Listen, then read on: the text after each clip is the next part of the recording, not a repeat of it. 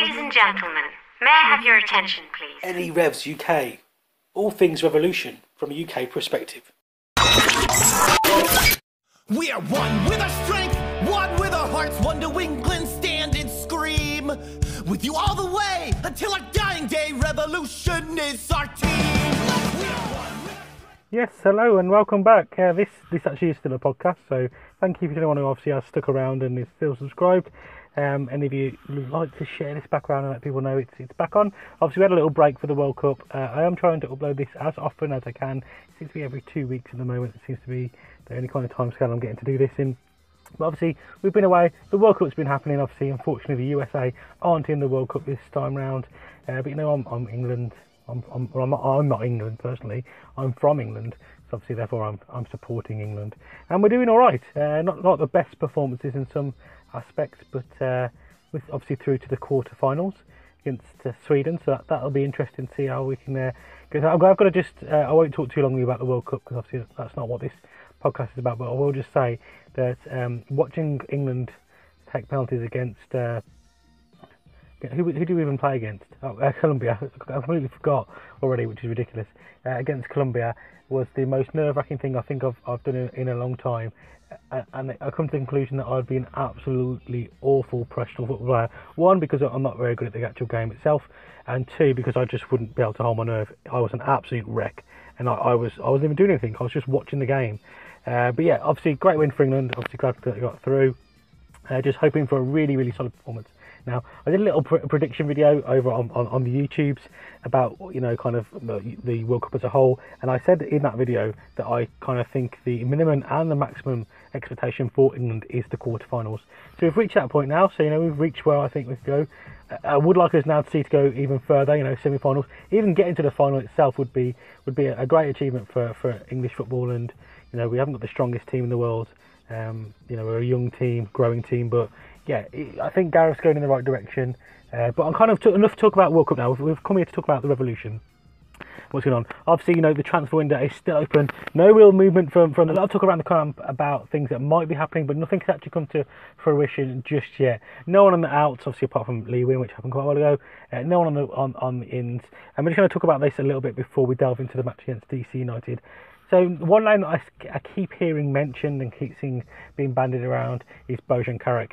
Now, for me, if the Revolution were to be able to get this player, I think that would be a massive kind of, you know, state of our intent for this league now. You know, he's a fairly big name still. You know, he's not as big as he was, you know, probably about 4 or 5 years ago when he was kind of a wonder kid on the scene with Barcelona. Obviously, you know, he's been spending his time over in the English Premier League with Stoke. Not the best, obviously, team, but, you know, Still a decent quality, playing decent football week in, week out. He did showcase, you know, bits of his skill there. I just think if he got a consistent run in a good group of people and had a manager who did believe in him, I think you could get the best out of him. Because it was shown at Barcelona, you know, he went out on loan, didn't really work there, came back to Barcelona. Obviously, it's always really, really hard to get in the Barcelona 11. Obviously, wanted first team, you know, football, wasn't going to get it at Barcelona. It hasn't really worked out for him, but I do think with somebody like Brad Friedel behind him, you know, who is developing. I know he's not obviously that young anymore, but, you know, he's developing youth and got that kind of ethos and the kind of the style of football we play. I think would suit him really, really well, and it'd give us a really good option to have kind of wide right. They have Pinilla on the left, Diego in the kind of, you know, number 10 spot behind the striker, and then maybe Bojan out on the right hand side. Although Nemeth's been playing okay, but his form for me is a little bit too inconsistent. Juan Agudelo, I'm not too sure what's happening with him at the moment, and then obviously maybe, you know, possibly giving him another opportunity to play as a striker. But at the moment, you know, with kind of the form that Bunbury's been in, it is quite hard to obviously drop him out of things. He's not really putting a foot wrong at the moment. Yes, he's not, you know, there is sometimes in the game when he gets the ball and he does the wrong thing, and, you know, he's not the best on the ball sometimes, but I think he's definitely improving this season. I think Brad obviously instilled a lot of, you know, confidence in him at the start of the season when he gave him that spot to, you know, it's yours to kind of take, and he's kind of going with it now, and he, you know, he is performing much better than what, you know, we've seen of him in the last few seasons really from Teal. So hats off to Brad and the team, and obviously Teal himself for putting all the effort in, and he is becoming a goal scorer. That's the thing, is that even when he has a bad game, he still sometimes, you know, will come up with a big goal for us. That kind of leads me nicely onto the obviously game against DC United, where obviously Tilbury did score a goal in the 45th minute, an assist from Annie Barbar this time around, obviously when the game was at 1 apiece. Before that, obviously grabbing a goal in the 18th minute from Christian Pinilla, a really nice assist there from Christian Nemeth as well. Obviously then we went to 1-1, just it's kind of getting a bit tense then, because they scored in the 42nd minute, a goal through Assad. And it's actually an assist from an old, I wouldn't call him a Premier League player, but Zoltan. He actually used to play for Aston Villa. He was in the books there on the Eves team. Again, didn't really make it, had a few loans and stuff, and then has obviously found his feet now over in the MLS. Obviously, at that time for me, I was thinking, we'd already picked up 2 yellow cards as well in Antonio and Casado. Things getting a little bit scrappy. They scored a goal, and I was kind of a bit deflated, really, thinking we're going to go in half time now.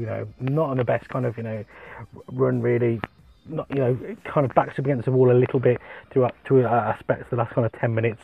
But then obviously Annie Barbar with the assist to Bunbury, and really really great to see this going obviously in at the half at 2-1 up. Obviously that would have completely changed a lot of the kind of talk that Brad probably would have been thinking about giving a team at the half-time break. Then quite weirdly enough, obviously I know Brad probably wouldn't have been happy with the performance, because it wasn't exactly the strongest performance from us in that first half.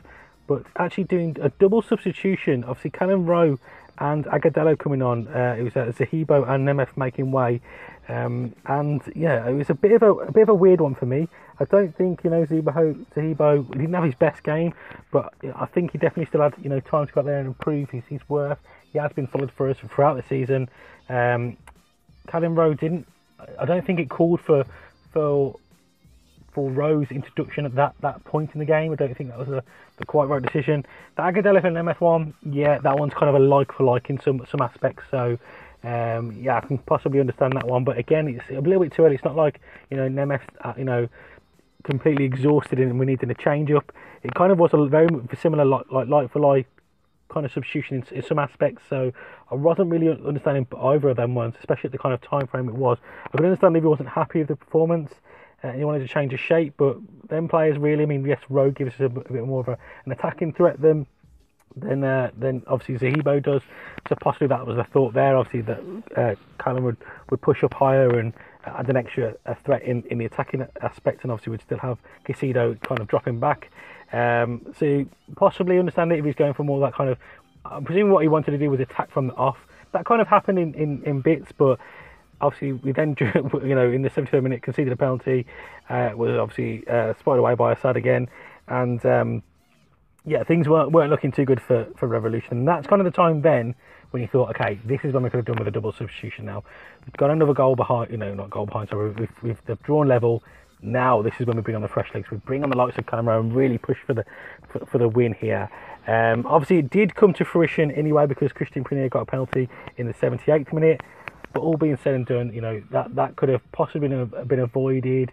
It was quite. I mean, was it a penalty? Yeah, I think it was. I don't know what your thoughts are on the matter. But to be fair to DC United, they still then obviously rolled the dice, like a triple substitution in a short space of time, trying to get obviously the game back to level peggings. I think Scotty Calderwell came on for a couple of minutes or seconds towards the end for Diego. But all in all, I mean, it wasn't, considering DC at the bottom of the team, bottom of the league team, it wasn't a convincing performance. I think it was a very evenly fought contest, and to be fair, if it had gone away with a draw, I think that would have probably been a fair result on the kind of, if you look at the stats and everything, I think, and kind of how the game panned out. I don't think, I think if I was a DC fan, I kind of would have felt a little bit hard done by.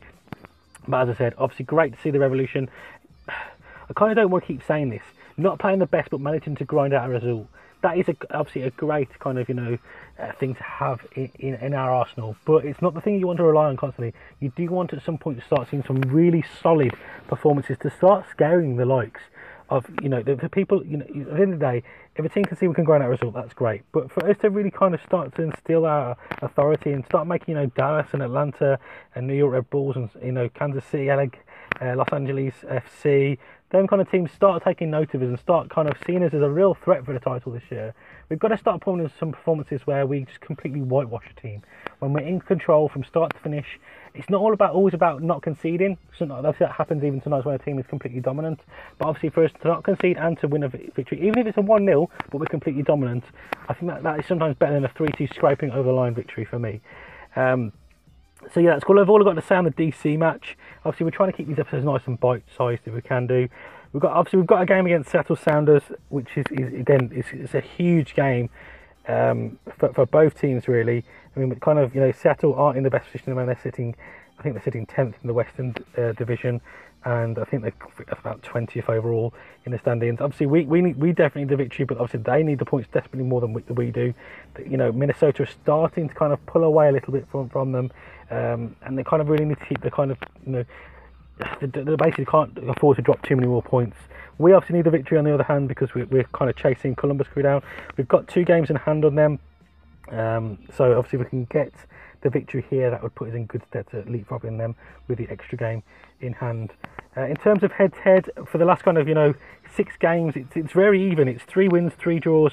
6 games, 9 games. It's 3 wins, 3 draws, and 3 losses for the Revolution. Last time out, obviously at Seattle's ground, I'm not too sure what it's called. Apologies for my knowledge. It was a 3-3 draw, so that probably would have been a really fun game to go to be fair, because I imagine that would have been quite end-to-end.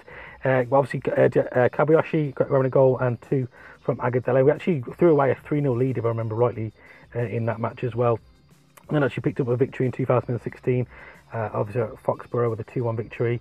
So yeah, it's been fairly even. Obviously 2014 was our best result against them, 5-0 I think it was then.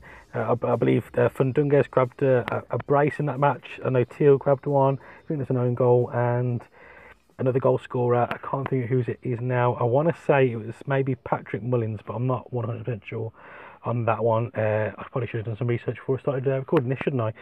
But yeah, it's going to be a tight game. It's going to be a tight game. No, I think there's no doubt about that. Obviously, they've got some threats in their team that we've got to be looking out for. It's I'm not too sure what formation Brad will go with. For me, I think we need to go for the victory. So I'd like to see the team as more of an attacking setup than maybe the defensive one, if at all possible. Obviously, we've felt quite lucky that we haven't really got anyone who's obviously away on international duty. So, I know some teams are suffering with that at the moment. But for me, I think the lineup will go Turner, Andrew Farrell at right back, Antonio and Annie Barbar as the centre-back partnership. We've got then Claudiano playing out on the left-hand side. We're going to have Zahibo and I'm going to say Casido, but Casido given more kind of threat to go forward. So he's only have Zahibo as the holding player. But obviously there's still room to say that maybe we might go with Zahibo and Rowe in this match. I can completely understand the thought process of that one. Pinilla on the left, Diego in the centre, just behind the striker, Nemeth on the right and Bunbury up top. For me, I don't know. It's Nemeth and Agadello fighting out for that right hand side spot. Neither are convincing. If I'm going to be perfectly honest, I would just love for them to give Brandon Boyd an opportunity in this match from the start, from the off, and just really kind of tear the defence apart. I think that would be absolutely awesome. But I think he will go for Nemeth, to be fair. He seems to kind of like him at the moment. For me, I feel I'd love to see him start performing, and you see glimpses of it. But I do think he'll probably get the nod. But I would love to see Brandon Boyd get the nod ahead of both of them two, really, Agadello and Nemeth. Anyway, guys, that pretty much wraps up for this week's episode. Hopefully you'll join me back in about 2 weeks' time, when I hopefully have another one where I'll be giving you an update, obviously, on the Seattle Sounders game. Any news that's obviously coming out of the Revolution camp, hopefully maybe some transfer talk, and then maybe, depending on obviously how long it is, we may have even played LA Galaxy up until that point. But anyway, guys, obviously if you have enjoyed this one, don't forget to show your support by dropping a like, a 5-star review, all that kind of good stuff, wherever you're listening to it, share it around, all that kind of brilliant stuff. Make sure you go come over and speak to me over on the social medias. It's at AnyRevs UK, and I will speak to you guys very, very soon. I hope you enjoy your weekend.